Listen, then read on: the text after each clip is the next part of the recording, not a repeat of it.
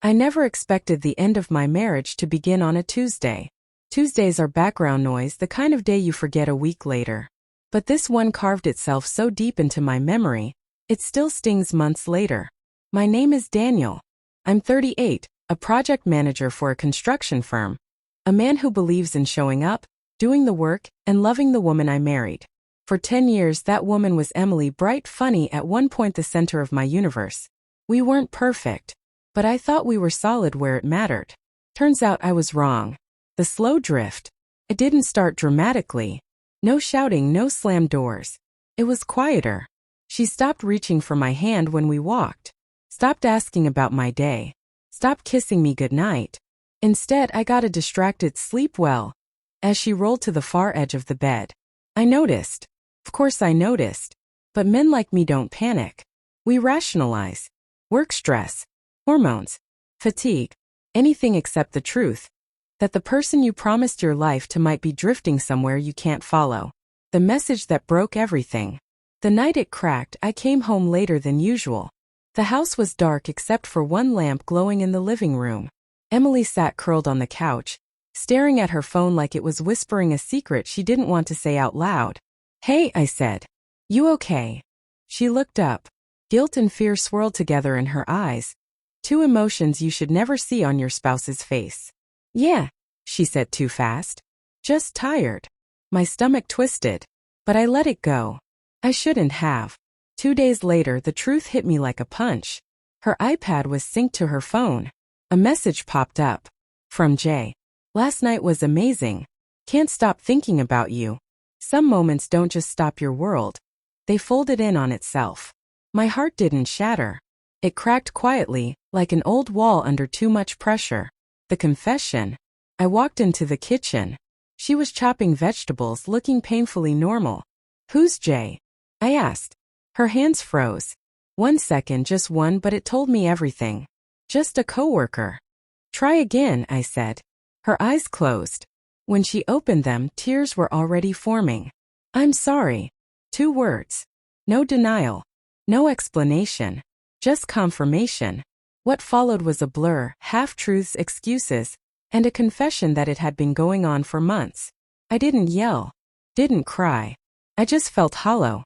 "I need space," I said and walked out. For 3 days, silence. The phone call at 1:37 a.m. On the 4th night, my phone rang. Emily. Not crying. Not apologizing. Screaming. "Daniel, please come home. Something's wrong, please." Her voice chilled me. I didn't ask questions. When I got home, she was curled on the floor, clutching her stomach, pale, shaking. "Take me to the ER."